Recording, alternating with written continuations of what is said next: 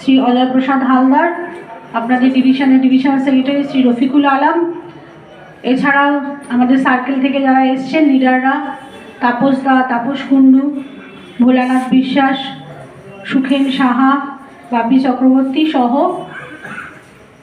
আমার সামনে যারা এখনো অবধি, এত রাত হয়ে গেছে এখনো অবধি যারা উপস্থিত রয়েছেন, এই ডিভিশনের এফএনপিও তথা আমাদের এনইউপি P4-এর সংগ্রামী এবং আমি সৈনিকই বলবো, কারণ আমাদের প্রতিটা মুহূর্তে যুদ্ধ করে এগিয়ে যেতে হয়। আমরা যারা P4 ইউনিয়ন করি, আমরা যেদিন থেকে এই ইউনিয়নে সই করি, আমরা নিজেদের মধ্যে ঠিকই করে নিই যে প্রতিটা মুহূর্তে আমাদের যুদ্ধ করে যেতে হবে। কারণ আমরা কাদের মুখোমুখি দাঁড়িয়ে ইউনিয়নটা করছি বা কাজ করছি।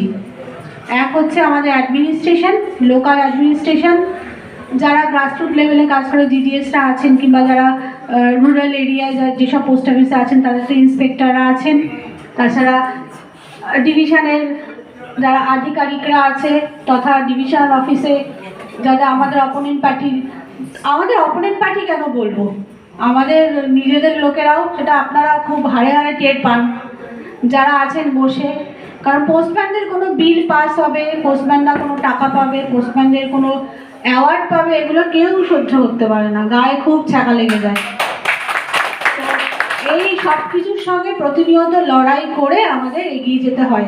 সেই জন্য আমি বলবো আমার এনইউপি P4-এর যারা আছেন কিংবা এখানে যারা এফএনপিওর আছেন, কারণ আমি মনে করছি এখানে শুধু এনইউপি P4 না, আমাদের অনেক পিএ ভাইরাও আছেন, যেমন আবু সিদ্দিকি আছেন, এনইউ জিডিএসেরও অনেকে আছেন, যারা আছেন তাদেরকে আমি সৈনিকই বলবো। প্রতিনিয়ত লড়াই করে আমাদের এগিয়ে যেতে হয় বলে। তো যাই হোক, একটা 2 বছর পরে একটা ডিভিশনাল কনফারেন্স, দ্বিবার্ষিক সম্মেলনে আমি মনে করি যে ওপেন সেশন তো আছেই, সেখানে অতিথিরা আসবেন, গেস্টরা আসবেন, তাদের বক্তব্য রাখবেন, অনেক সাজানো গোছানো হবে, খাওয়া দাওয়া হবে, একে অপরের সঙ্গে দেখা হবে, সব ঠিক আছে। তারপরে যে যার মতো চলে যাব, আবার যে যার কাজে ব্যস্ত হয়ে পড়বো। কিন্তু এই যে সেশনটা, ডেলিগেট সেশন, আমি মনে করি একটা কনফারেন্সে এটাই হলো আসল সেশন, যেখানে মেম্বাররা তাদের সমস্যার কথা বলবে। এখন মোবাইলের যুগ, প্রতিনিয়ত মোবাইলে যোগাযোগ করে ডিভিশনাল সেক্রেটারি হোক কিংবা যারা 15 জন বডি মেম্বার আছে তাদের সঙ্গে যোগাযোগ করে হয়তো কিছু সমস্যার সমাধান করা যাচ্ছে, কিন্তু সামনাসামনি একে অপরের সঙ্গে আলোচনা করা, যেমন আমরা সবাই কিন্তু একই সমস্যায় জর্জরিত। আপনাদের যে সমস্যাগুলো ওর আজ কিন্তু আমার গায়েও লাগে, কারণ আমিও পোস্টম্যানেই কাজ করি, আমাকেও এইসব সমস্যাগুলোকে কাটিয়ে কিন্তু এগিয়ে যেতে হয় রোজ। এই 100% ডেলিভারি বলুন, PMA অ্যাপ, এই পার্সেল, হ্যানা ত্যানা সব কিছু নিয়ে কিন্তু আমাকে চলতে হয়। যেন আমি এগুলোর সঙ্গে খুব আমি খুব জানি যে আপনাদের সমস্যাগুলো কি কি। তো যাই হোক, কিন্তু তা সত্ত্বেও যখন এই যে আজকে আমরা মুখোমুখি বসে কথা বলছি, আপনি আমাকে আপনার সমস্যার কথা বলছেন, আমি আপনাদেরটা শুনছি, কি আপনাদের সামনে আমার সমস্যার কথা বলছি, এটা কিন্তু আমার মনে হয় ভার কিছুটা হলেও লাঘব হয়, যে একটা সামনাসামনি কথা বললে, একটা আলোচনা করলে কিন্তু অনেকটা হালকা লাগে। তো এই কারণেই ডেলিগেট সেশনটা দরকার। কিন্তু কথা হচ্ছে ডেলিগেট সেশনে আপনাদের তো অনেক সমস্যা, মুর্শিদাবাদ ডিভিশনের রফিকুল্লাহ অনেক সমস্যা দেয় কিন্তু আমাদের সার্কেলকে। মাঝে মাঝে আমি রেগে যাই, বিটে ফোন করে দুপুরবেলা, এটা হচ্ছে, মাঝে মাঝে বলি তুমি কি ফোনটা রাখবে, আমাকে কাজ করতে দেবে, এখন একটা কথাও বলবে না, বলে যা আমরা বকাবকি করি। তো যাই হোক, কিন্তু সবাইকে ডাকতে হচ্ছে কেন, যে এসে বলুন, সবাই স্বতঃস্ফূর্তভাবে আসবে, কারণ এই ডেলিগেট সেশনটা মেম্বারদের জন্য শুধুমাত্র। মেম্বাররা আসবে, তাদের সমস্যার কথা বলবে, কোনো রকম হেজিটেশন থাকবে না যে আমার উপর কে রাগ করলো, আমাকে কে বাজে বললো, কি আমার ডিভিশনাল সেক্রেটারি। এই জায়গাটা আপনি প্রাণ খুলে কিন্তু ডিভিশনাল সেক্রেটারিরও নিন্দা করতে পারবেন, কারণ এই জায়গাটাই হচ্ছে, সেশনটাই হচ্ছে এই জন্য তৈরি করা হয়েছে, যাতে মেম্বাররা তাদের কথা বলতে পারে। এখন ম্যাক্সিমাম ডিভিশনের কনফারেন্সে কি হয়, ডেলিগেট সেশনই হয় না, ওই একটা ওপেন সেশন হয়ে গেল, যত বড় বড় সব ভারী লিডারদের নিয়ে এলো, তারা তাদের মতো করে তাদের পার্টির গুণগান গেয়ে গেল, সেখানে হয়তো দেখা গেল কোনো একটা পোস্টম্যানের সমস্যা নিয়ে আলোচনা হলো না।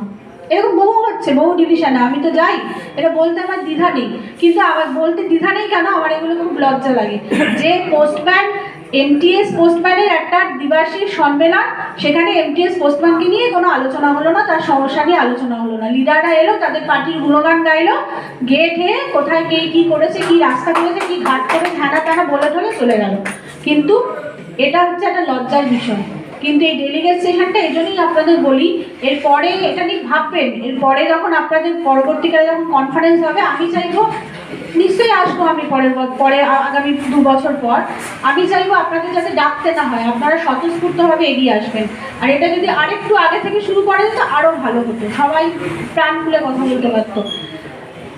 এখানে যারা যারা বক্তব্য রেখে গেছেন, এত সুন্দর বক্তব্য রেখেছেন, প্রত্যেকের বক্তব্য খুব ভালো লেগেছে। এত সুন্দর, হয়তো ডেকে আনতে হয়েছে, কিন্তু এত সুন্দরভাবে প্রত্যেকে বলেছে। কারণ এটা হচ্ছে আমাদের ওপেন ফোরাম, এটা আমাদের বলার জায়গা, এটা আমাদের একে অপরের ভুল ধরিয়ে দেওয়ার জায়গা, একে অপরকে নিয়ে আলোচনা করার জায়গা। তো যাই হোক, সমস্যা আছে, থাকবে, কারণ সমস্যা আছে বলেই কিন্তু ইউনিয়নটা আছে। সমস্যা না থাকলে ইউনিয়নের কোনো ধারাবাহিকতা থাকবে না। মেম্বারের মতো কাজ করে যাবে, কোনো সমস্যা দেবে না, কোনো মিটিং মিছিল হবে না, তাহলে আর ইউনিয়নটা একটা পেপার অর্গানাইজেশনে পরিণত হবে। তো যারা বক্তব্য রেখে গেলেন, এই মাধবদার কথা দিয়ে প্রথমে শুরু করি। মাধবদা শেষ বক্তা। মাধবদা যেটা বলে গেলেন যে বেসিক পেটা এক করে দেওয়ার জন্য, তাহলে আর পিএরা, সবার ক্ষেত্রে বলছি না, কিছু কিছু, কারণ সব জায়গায় কিন্তু যে এই ধারণাটা মনের মধ্যে পোষণ করে রাখাটা ভুল। সব যারা পিএতে আছেন সবাই কিন্তু খারাপ না, তাহলে কিন্তু আমরা কাজই করতে পারতাম না। তার মধ্যে বহু মানুষ আছে যারা আমাদের সঙ্গে কোঅপারেশন করেন, এখনো করে আসছেন। সিনিয়ররা যারা আছেন তারা তো অনেকেই আছে, করেন, কিন্তু থাকবেই আপনার, মানে পেছন থেকে টেনে ধরার লোক থাকবেই। তো মাধবদা যেটা বললেন যে বেসিক পে এক করলে কিন্তু কিচ্ছু পাল্টাবে না, মানসিকতাটাকে পাল্টাতে হবে। আপনি যতক্ষণ না মানসিকতা পাল্টাবেন ততদিন কেউ কিচ্ছু করতে পারবে না। কারণ আপনি দেখবেন অনেক সিনিয়র পোস্টম্যান আছে যারা সবে হয়তো পিএতে এসছেন, কি জিডিএস থেকে পিএতে গেছেন, কি পোস্টম্যান থেকে পিএতে গেছেন। সিনিয়র পোস্টম্যানরা কিন্তু তার থেকে অনেক টাকা মায়না বেশি পায়, তার সত্ত্বেও তারা কিন্তু তাদের সঙ্গে দুর্ব্যবহার করে। কি করে করে? তার থেকে তো তার মায়না বেশি। মায়নাটা ফ্যাক্টর না, মানসিকতাটা পাল্টাতে হবে, মানসিকতা ফ্যাক্টর। আর সব থেকে বড় কথা, আপনাকে যে যখন অন্যায়ভাবে আপনাকে কোনো রকম আপনার উপর টর্চার করবে কিংবা আপনার উপর হুকুম চালানোর চেষ্টা করবে, অন দ্য স্পট তার বিরোধিতা করবেন। কারণ আপনি কোনোদিন কারোর দয়ায় চাকরি পাননি, নিজের যোগ্যতায় চাকরি পেয়েছেন। আর এই কথাটাও যদি বলে যে এইটা না করলে তোমার চাকরি খেয়ে নেবো, অত বড় ক্ষমতা এখনো কারোর হয়নি আপনার চাকরি খেয়ে নেওয়ার, যদি না আপনি চুরি করেন বা কোনো রকম স্ক্যাম করেন কিংবা কোনো রকম অন্যায় করেন। আপনার চাকরি খাওয়ার ক্ষমতা কারণ নেই। কি হিসাবে আপনার চাকরি হবে? আপনি একটা যদি সে যেরকম বললো সেই মতো কাজ করলাম না বললে আপনার চাকরি খেয়ে নেবে, সেটা কোনোদিনই হতে পারে না। এটা একটা ভুল ধারণা। এই জন্য নিজের মানসিক, যেমন অন্যের মানসিকতাকে পাল্টাতে হবে, নিজের ভিতরে নিজের মানসিকতাকে পাল্টাতে হবে। যে নিজেকে, মনটাকে আরো শক্ত করতে হবে যে আমি এখানে চাকরি করতে এসেছি, আমার নিজের যোগ্যতায় আমি চাকরি পেয়েছি, এখানে আমি কারোর দয়ায় চাকরি পাইনি। এই জিনিসটাকে আগে স্ট্যান্ড করতে হবে সবার প্রথমে। যে শুধুমাত্র যে একটা আপনি একজনের একটা কথা শুনলেন না, তার জন্য সে বলে দিল দেখি তোমার চাকরি কি করে থাকে, এই ক্ষমতা কারণ নেই। আর কেউ যদি আপনাকে বলে যে আমাকে এত টাকা দিন আমি আপনার কাজটা করে দেবো, কোনোদিন দেবেন না, কোনোদিন দেবেন না। আপনার কাজ এমনিই হবে, হয়তো 1 মাস পরে হবে, তাতে কি আছে। কিন্তু যখনই আপনি টাকা দিয়ে কাউকে দিয়ে কাজ করাতে গেলেন, আপনি কিন্তু দুর্নীতিকে প্রশ্রয় দিলেন। সে যতটা দুর্নীতিগ্রস্ত, আপনি ততটাই দুর্নীতিগ্রস্ত। কারণ আপনি তার সেই দুর্নীতিটাকে প্রশ্রয় দিচ্ছেন, পরবর্তীকালে সে আরেকজনকে গিয়ে ওইভাবে ঠকাবে। কারণ আপনাদের ডিভিশনে কেন, অনেক ডিভিশনে বহু আছে, বুড়ি খবর পাই যে হয়তো একটা মানুষ তার ডিপার্টমেন্ট সম্বন্ধে হয়তো কোনো সম্ভব ধারণা নেই, সে হয়তো অনেক কিছু রুল রেগুলেশন জানেন না। সেই সুযোগটা নিয়ে আপনার সিনিয়র কেউ আছেন, তারা তাদেরকে চুষে খাওয়ার চেষ্টা করেন, সেই সুযোগটা দেবেন না। সেসব দিন চলে গেছে যে পোস্টম্যানকে দিয়ে চট পাতাবে, পোস্টার লাগাবে আর ওই চা এনে চা সার্ভ করাবে, সেসব দিন চলে গেছে। সব দিন ভুলে যান, বলবেন ওইসব দিন ভুলে যান। এখন আপনাদেরকে আমাদের থেকে শিখতে হবে, আমাদের থেকেই শিখতে হবে, ইউনিয়ন করা শিখতে হবে, মেম্বার বানানো শিখতে হবে, সব কিছু শিখতে হবে। কারণ চাকা ঘুরে গেছে, আপনাদের দুর্নীতির দিন সব দিন চলে গেছে, সব দুর্নীতি এখন আর চলবে না। একদম মুখের উপর শটান জবাব দিয়ে দেবেন, আর ভয় পাবেন না কাউকে, কোনো ভয় পাওয়ার কোনো জায়গাই নেই। বললাম নিজের কাজ নিজের যোগ্যতা পেয়েছেন, কোনো ভয় পাওয়ার দরকার নেই। সব কিন্তু একটা জিনিস মাথায় রাখবেন, অন্যকে যেমন দুর্নীতি করতে দেবেন না, নিজে কোনো দুর্নীতিতে জড়াবেন না। সবসময় স্বচ্ছভাবে কাজ করবেন, অফিসে এসে আগে নিজের ডেলিভারি কাজ কমপ্লিট করবেন, কারণ ডেলিভারি করার জন্যই কিন্তু আপনি চাকরিটা পেয়েছেন। আর এই যে ডেলিভারিটা করছেন এটা কিন্তু ডাইরেক্ট আপনি গভর্নমেন্টের কাজ করছেন, এটা সবসময় মাথায় রাখবেন। আর বাদ বাকি যে সিএলসি, ডিএলসি, আইপিপিপি, লক্ষ্মীর ভান্ডার, হ্যানা তানা এগুলো হচ্ছে, এগুলো কিন্তু ডাইরেক্ট গভর্নমেন্টের কাজ না। এগুলো আছে, এগুলো করবেন, করবেন না কেন? কারণ ডিপার্টমেন্টকে এগিয়ে নিয়ে যেতে গেলে আমাদের এগুলো কিছু কিছু হেল্প করতে হবে। কারণ যেহেতু এখন একটা গ্লোবালাইজেশনের যুগ চলে এসছে, একটা অন্যরকম পরিস্থিতি তৈরি হয়ে গেছে, আমাদের সব কিছুকে, সব প্রোগ্রাম পলিসিকে অ্যাকসেপ্ট করে নিয়ে চলতে হবে। কিন্তু করবো না কেন? কিন্তু সবার আগে মাথায় রাখবেন যে এসেই আগে লক্ষ্মীর ভান্ডার করতে বসে যাবেন না। আমি কিন্তু আপনাদের একটা কথা পরিষ্কার করে বলছি, এসেই লক্ষ্মীর ভান্ডার করতে সিএলসি, ডিএলসি নিয়ে কিন্তু বসে পড়বেন না। আগে নিজের ডেলিভারি কমপ্লিট করবেন, নিজের কাজ কমপ্লিট করবেন, তারপরে ওগুলো করবেন। কোনো পোস্টমাস্টার, কোনো ইন্সপেক্টর, কোনো আইপিও কেউ যদি আপনাদের উপর জোর খাটায়, সোজা তার নামটা আমাকে বলবেন, সোজা তার নামটা বলবেন। কেউ আপনাদের জোর করতে পারবেন না, কারণ আপনার আসল কাজ হচ্ছে ডেলিভারি করা। আপনি ডেলিভারিটা পুরো কমপ্লিট করবেন, তারপরে এসে সবাই পেলেন নিশ্চয়ই করবেন, করবেন না কেন? কারণ ডিপার্টমেন্ট বাঁচলে আমরা বাঁচবো, ডিপার্টমেন্টকে আমাদের দেখতে হবে। আমি যেই ডালে বসে আছি সেই ডাল কাটলে তো হবে না, কিন্তু ডেলিভারি হচ্ছে আমার ফার্স্ট প্রায়োরিটি। আমাকে প্রথমে চিঠি কমপ্লিটলি সুষ্ঠুভাবে ডেলিভারি করতে হবে। পিএমএ অ্যাপ নিয়ে এখন একটা দ্বিধাদ্বন্দ্ব চলেছে, পিএমএ অ্যাপ, ডেলিভারি স্লিপ এসব নিয়ে চলছে, আমরাও কথাবার্তা বলছি। মাধবদা যেটা বললেন, পার্সেল অ্যাপ তৈরি করার সময় কি ইউনিয়ন লিডারদের ডাকেনি, আমাদের সঙ্গে কোনো রকম আলোচনা করেনি। আমরা পার্সেল হাব নিয়ে আমাদের সঙ্গে কোনো রকম অ্যাডমিনিস্ট্রেশন আলোচনা করেনি। তাই ওই যে মাধবদা বললেন যে আমি যখন বললাম ডেলিভারি স্লিপের কথা, পোস্টমাস্টার আমার মুখের দিকে তাকিয়ে আছে। আমিও গিয়ে যখন পিএমজিকে বলেছি ডেলিভারি স্লিপের কথা, পিএমজিও আমার মুখের দিকে তাকিয়ে আছে, কোনো উত্তর দিতে পারেনি। কারণ এটা এখন ওনাদের কিছু সেটেল আপ হয়নি যে ডেলিভারি স্লিপ থাকবে কি থাকবে না, পিএম অ্যাপ থাকবে কি থাকবে না। এখন চলছে জিনিসটা, বহমান মানে একটা তৈরি হয়েছে জিনিস, এখন সেটা চলছে। তো যাই হোক, এই অবস্থা এখন রয়েছি। আমরা তো অনেক কিছুই কাটিয়ে চলে এলাম, যেমন প্রথম যখন পিএম অ্যাপ হলো, কিংবা প্রথম যখন স্যাপ হলো, আমরা কি করে ছুটির অ্যাপ্লিকেশন করব, আমরা কি করে ছুটি পাবো, আমাদের প্রত্যেকের মধ্যে একটা ভয় কাজ করছিল। সে যে প্রচুর কম্পিউটার জানাই হোক, যে হোক ছিল। আর আমরা যারা সিনিয়ররা আছেন তাদের মধ্যে তো আরো বেশি করে কাজ করছিল। কিন্তু আমরা তো আস্তে আস্তে কাটিয়ে উঠেছি। আমরা এখন স্যাপ থেকে আমাদের পে স্লিপ ব্যবহার করছি, বাড়িতে বসে ছুটির অ্যাপ্লাই করছি, সেই ছুটি স্যাংশনও করাচ্ছি, সব কিছুই করছি। পিএম অ্যাপে প্রথমে কাজ করতে ভয় পাচ্ছিলাম, এখন তো করছি। হবে সব কিছু, কোনো জিনিস নিয়ে প্রথমে ঘাবড়ে যাবেন না।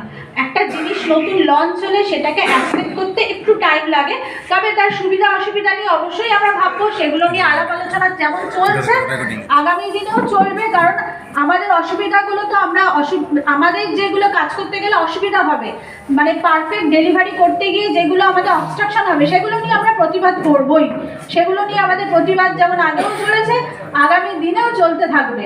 কারণ আমরা চিঠি ডেলিভারি করতে এসেছি, আমরা পাবলিককে একটা ভালো সার্ভিস দিতে এসেছি। কারণ প্রতিনিয়ত পাবলিকের সঙ্গে আমাদের দেখা হয়, সকালবেলা বিচে গেলেই ওনাদের সঙ্গে দেখা হয়। সুতরাং ওনাদেরকে ঠিকঠাক চিঠি ডেলিভারি করাটা কিন্তু আমি মনে করি আমাদের দায়িত্বের মধ্যে পড়ে।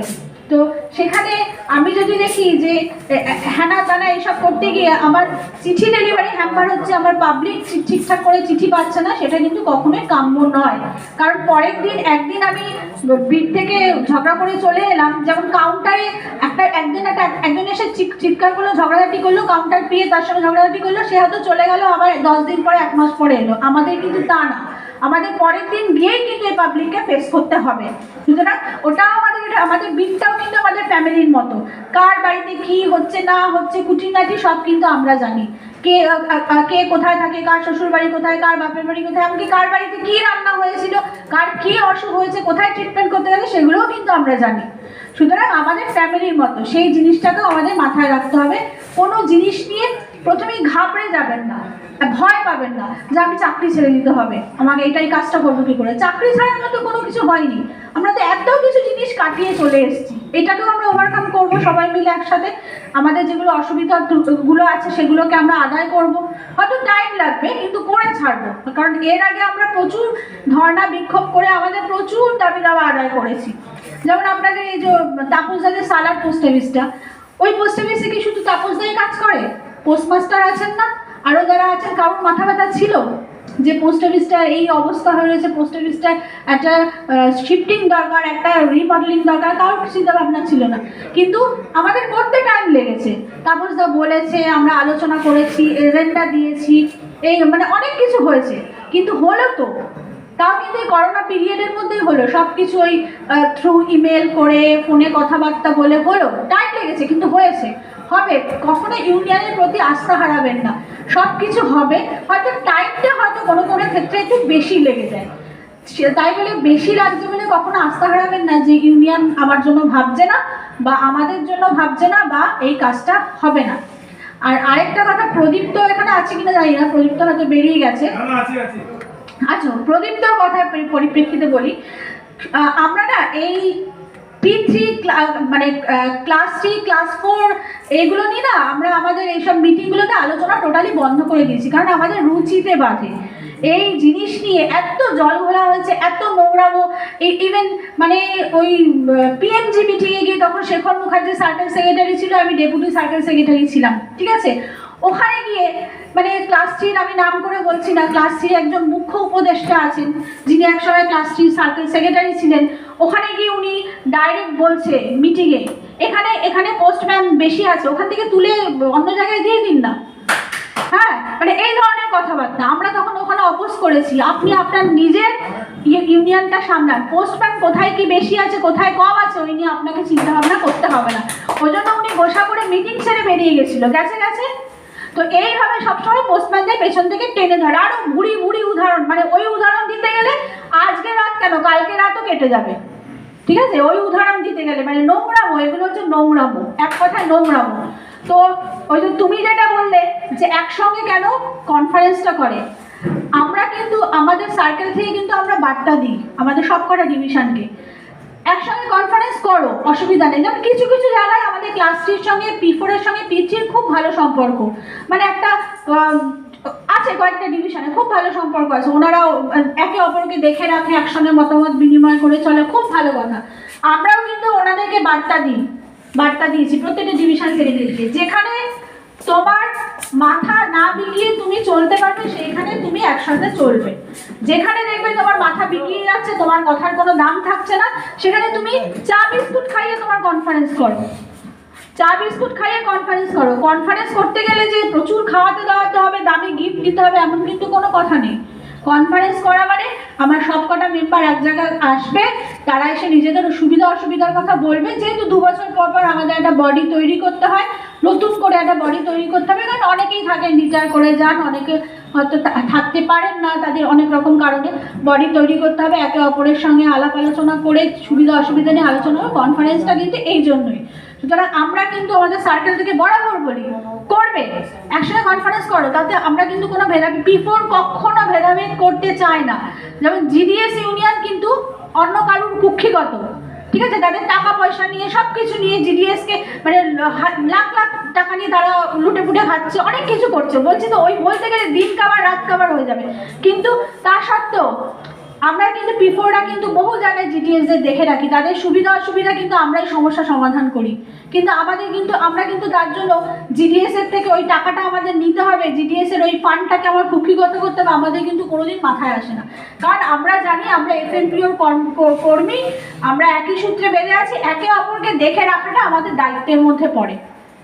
আমাদের P4-এর চিন্তা ভাবনা, কারণ আমাদের যারা আছেন, আমাদের মুখ্য উপদেষ্টা তথা আমাদের যারা সিনিয়র লিডাররা ছিলেন বা আছেন, তারা এটাই শিখিয়েছে, যখন কেউ বিপদে পড়বে তখন তুমি দেখবে না সে ক্লাস 3 কিনা কি GDS কিনা কি অন্য কেউ, সবার প্রথমে তার পাশে গিয়ে তোমার দাঁড়াতে হবে, তার সমস্যা থেকে তাকে বের করে আনার চেষ্টা করতে হবে। এবার কিছু কিছু অ্যাডমিনিস্ট্রেটিভ লেভেলে প্রবলেম থাকে, যেগুলো GDS এর প্রবলেমটা কি ক্লাস 3 প্রবলেমটা, এরকম বহু ক্লাস 3 মেম্বাররা আছেন আমাকে ফোন করে বলে যে সবাই একটু দেখো না ওটাই করে দেওয়া যায় কিনা, GDS-টা বলে, কিন্তু আমরা ওই টেকনিক্যাল কারণে আমরা সেগুলো করতে পারি না, আমরা তাদের হয়ে কোনো এজেন্ডা দিতে পারি না কিংবা কোনো করতে পারি না। আমরা আনঅফিসিয়ালি গিয়ে মুখে বলি, অনেক সময় আমাকে এটাও শুনতে হয়, ম্যাডাম উনি তো আপনার মেম্বার না, আপনি ওনাকে নিয়ে এত বদার করছেন কেন। বলতে হয় যে আমার FNPO মেম্বার, আমি সেটা করতেই পারি। এগুলো হচ্ছে মানে এই প্রবলেমগুলো থাকে, তাই সবসময় আমরা চেষ্টা করি FNPOর কোনো মেম্বারের পাশে দাঁড়াতে। সুতরাং এই মানে ক্লাস 3 ক্লাস 4 এর এই যে একটা তৈরি করে রেখেছে একটা অদৃশ্য ইয়ে, সেটাকে মানে এটা ইচ্ছাকৃত তৈরি করা, মানে মেটাতে চাইলেও কেউ মিটতে দিচ্ছে না। কারণ মিটলে বড় সমস্যা, যে P4 এর সঙ্গে যদি ক্লাস 3 মিশে যায় তাহলে দু একজনের খুব সমস্যা হবে, লুটে পুটে খাওয়ার ব্যাপারটা তো পারবে না করতে। তো ব্যাপারটা হচ্ছে এইখানেই। সুতরাং ওই নিয়ে আলোচনা দীর্ঘায়িত করে লাভ নেই। আর সমস্যা তো অনেকেই বললেন, আর আপনাদের রফিকুলদা আছে সেখানে, আপনাদের সমস্যা রফিকুলদাকে জানানো মানে আমার কাছে পৌঁছে যায়। রফিকুলদা একটা মিনিটও টাইম নষ্ট করে না, মানে যেই আপনি বলেন সমস্যা রফিকুলদা, সে আমি বিতে আছি কি আমি ট্রেনে আছি না আমি বাসে আছি ওইসব রফিকুলদা চিন্তা করে না, সঙ্গে সঙ্গে ফোন করে দেয়। হ্যাঁ, তো যাই হোক,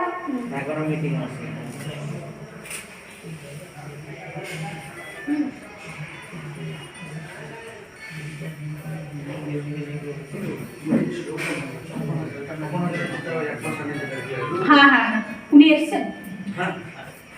কে আছে? স্বপন হাজরা কে আছেন? আসেন, এসছেন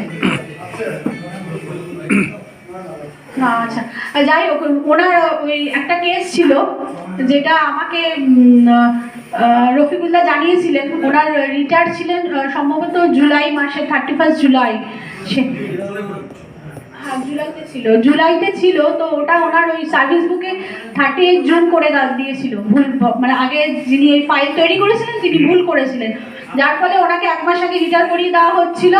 তারপরে তাছাড়া উনি একটা ইনক্রিমেন্ট লস করতেন যেহেতু জুলাই মাসে না হলে পরে। তো তখন রফিকুল্লাহ জাস্ট উনি রিটায়ার মানে ওনাকে 30শে জুন রিটায়ার করে দেওয়া ছিল। রফিকুল্লাহ আমাকে 28 তারিখে রাত্রিবেলা ফোন করে বলছে এই ঘটনা, তখন রাত্রি 8টা, সাড়ে 8টা 9টা বাজে, তখন ফোন করে বলছে এই ব্যাপার, ওকে রিটায়ার করিয়ে দিচ্ছে কিন্তু ওর হবে জুলাই, কি করা যাবে। যাই হোক, আমি দেন তখন এক সার্কেল অফিসের আড়তে যারা আছেন আধিকারিকরা, এডিরা আছেন, পিএমজিকে আমি ডিটেল জানালাম হোয়াটসঅ্যাপ করে যে এই ঘটনা, আমাকে হেল্প করুন, এটা আমাকে করে দিতেই হবে। তো এবার করে ওনারা সঙ্গে সঙ্গে আমাকে রিপ্লাই দিলেন যে ঠিক আছে সোমা, কোনো ব্যাপার না, আমরা দেখছি ব্যাপারটা নিয়ে, আমরা হার্ড অ্যান্ড সোল চেষ্টা করবো। যাই হোক, ওনারা কথা রেখেছেন, ওনারাও আমাকে হেল্প করেছেন। পরের দিন রীতিমতো সারাদিন ফোনে কথাবার্তা বলে এ করে ওনার ওটাকে রদ করা গেছে। ওনাকে জুলাই মাসেই তারপরে রিটায়ার করানো হয়েছে একটা ইনক্রিমেন্ট সহ। তো এটা যেমন রফিকুল্লাহ তৎপরভাবে আমাদের বলেছিল, আমরাও চেষ্টা করেছি সার্কেল থেকে, এবং যারা আরও লেভেলে যারা আধিকারিকরা ছিলেন তারাও আমাকে হেল্প করেছেন। তারা ব্যাপারটা কি বলুন তো, অ্যাডমিনিস্ট্রেটিভ লেভেলে আমরা হেল্পটা খুব কম পাই আরওতে বা সার্কেলে, যেহেতু ওখানে মোটামুটি এখনো মানে সারা মানে পশ্চিমবঙ্গে লালের কোনো চিহ্ন নেই, কিন্তু লালের ধ্বজাটা ওই কয়েকটা জায়গা ধরে রেখে দিয়েছে যে আমরা আছি, ওটা ওদের ওখান থেকে বোঝা যায় যে লাল আছে। তো ওই রকম ব্যাপার দু একজন রয়েছে, কিন্তু তা সত্ত্বেও তার মধ্যে থেকেই অনেকে আমাদেরকে হেল্প করে। আমার যখন যা কাজের কথা বলি করেন এই কারণেই যে আমরা কিন্তু কখনো অন্যায়ের সঙ্গে আপোষ করি না, আর আমরা গিয়ে কোনো অন্যায় আবদার করি না ওনাদের কাছে। অনেকে আছে এটা করে দিতেই হবে, গিয়ে টেবিল চাপড়ানো, ঝগড়াঝাটি করা, এইসব করে, কিন্তু সেটা ওনারা বলে যে ন্যাশনাল ইউনিয়নের একটা আলাদা ঐতিহ্য আছে, সবার সামনেই বলে যে ন্যাশনাল ইউনিয়নের P4 এর, বিশেষ করে P4 এর একটা আলাদা ঐতিহ্য আছে। আজ পর্যন্ত কোনোদিন দেখিনি P4 এর কোনো সার্কেল সেক্রেটারি এসে আমাদের সঙ্গে উঁচু গলায় কথা বলেছে। আমরা হয়তো কাজ করতে কোনো সময় সক্ষম হইনি, ওদের কাজ ডিলে করেছি। এডিরা বলে, এডিরা পিএমজির সামনে বলে যে ওনারা এত ভালো ব্যবহার করেন আমাদের সঙ্গে, তার ফল কিন্তু আমরা পাই। যে এই যে কাজটা করে দিল দুদিনের মধ্যে, একজন ভদ্রলোকের 30শে জুলাই রিটায়ারমেন্ট 30শে জুন করে দিয়ে তার 1 মাসের মানে একটা মানুষের ভুলের জন্য একটা মানুষের এত বড় ক্ষতি হয়ে যাচ্ছিল। হ্যাঁ, পেনশনও এফেক্ট পেতেন না, এই ব্যাপারগুলো ছিল। তো যাই হোক, এই ব্যাপার, সেই কারণেই বলি যে সবসময় মানুষের পাশে দাঁড়াবেন।